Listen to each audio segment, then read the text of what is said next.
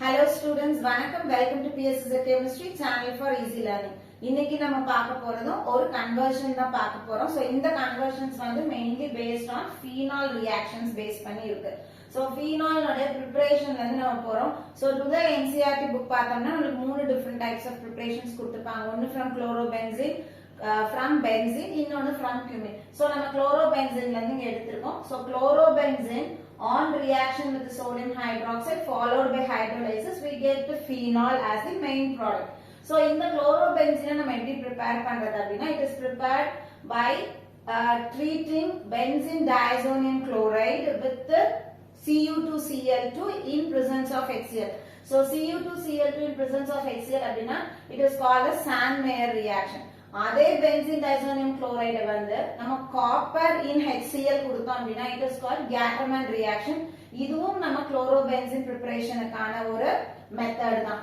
So அப்போ நமக்கு எக்ஸாம்ல கேக்குறாங்க அப்படினா ஒரு எக்ஸாம்பிளுக்கு நான் சொல்றேன். சோ ஸ்டார்ட் பண்ணும்போது benzene diazonium chloride கொடுத்திருப்பாங்க. So convert benzene diazonium chloride to a phenol அப்படினு கொடுக்கறாங்க. இல்லனா benzene diazonium chloride arrow போட்டு நமக்கு என்ன பண்ணிருப்பாங்க chlorobenzene கொடுத்திருப்பாங்க. சோ arrow போட்டு நமக்கு என்ன பண்ணிருப்பாங்க phenol கொடுத்திருப்பாங்க.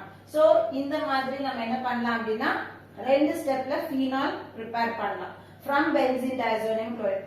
அல்லது இந்த benzene diazonium chlorideல இருந்து டைரக்ட்டா நம்ம phenol ஒரே ஸ்டெப்ல பண்ண முடியும். என்ன பண்ணலாம் அப்படினா benzene diazonium chloride is treated with water and it is warmed and the mixture is warmed. Water போட்டு லைட்டா கொஞ்சம் சூடு பண்ணனும் அப்படினா நமக்கு phenol கிடைக்கும். சோ அப்ப benzene diazonium chlorideல சிங்கிள் ஸ்டெப்லனா டைரக்ட்டா வாட்டர் போட்டு phenol, டபுள் ஸ்டெப் போறோம் அப்படினா it is converted to chlorobenzene. chlorobenzene நம்ம என்ன பண்றோம் phenol-ஆ கன்வர்ட் பண்றோம். சோ அடுத்து பார்த்தோம் அப்படினா reactions of phenols conversions வரும். So phenol act with sodium hydroxide and chloroform followed by hydrolysis அப்படினா நமக்கு salicyl aldehyde கிடைக்கும். சோ இதுவும் வந்து ஒரு நேமிங் ரியாக்ஷன் தான். this is called as Riemann-Tiemann reaction. So board எக்ஸாமுக்கு ரொம்ப ரொம்ப முக்கியமான ஒரு ரியாக்ஷன். அடுத்து phenol when it is treated with the sodium hydroxide and carbon dioxide followed by hydrolysis we get the salicylic acid. இது salicylic acid. அப்போ இதுவும் வந்து ஒரு நேமிங் ரியாக்ஷன் தான். it is called as Kolb's reaction. இப்போ இந்த salicylic acid வந்து it further reacts with the acetic anhydride CH3CO twice on acetic anhydride in presence of base pyridine. அப்ப நமக்கு என்ன கொடுக்கும் அப்படினா acetyl salicylic acid கொடுக்கும். this acetyl salicylic acid is otherwise called as aspirin. அப்ப நமக்கு வந்து convert phenol to aspirin. அந்த acetyl salicylic acid னா நம்ம phenol வந்து salicylic acid-ஆ கன்வர்ட் பண்ணனும். this salicylic acid is converted to acetyl salicylic acid. So exam point of view இந்த Kolb's reaction அப்படின்றது it is one of the most important question. அடுத்து பார்த்தோம்னா phenol on oxidation. So நான் இந்த இடத்துல வந்து O போட்டுருக்கேன். O represents oxidation. So எது oxidizing agent நம்ம யூஸ் பண்ணலாம் அப்படினா potassium dichromate in acidic medium. அத நமக்கு புக்ல கொடுத்திருப்பாங்க. So oxidizing agent இங்க phenol போடும் பொழுது நமக்கு benzoquinone ப்ராடக்ட்டா கிடைக்கும்.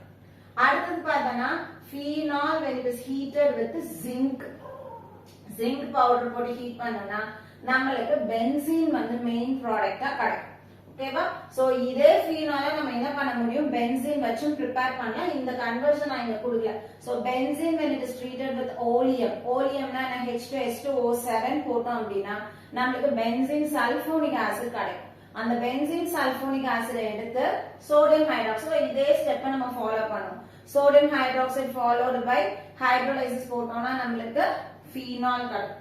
இப்போ இந்த பென்சீனுக்கு வருவோம். சோ பென்சீனை நம்ம எப்படி prepare பண்ணலாம்? மெயினா எப்படி prepare பண்ணுவோம் அப்படினா acetylene எடுத்துக்குவோம். சோ எத்தனை மாலிக்யூல்ஸ்னா 3 molecules of acetylene எடுத்துட்டு அதாவது ஈத்தைன் எடுத்துட்டு ரெட் ஹாட் அயன் டியூப்ல அத பாஸ் பண்றோம்.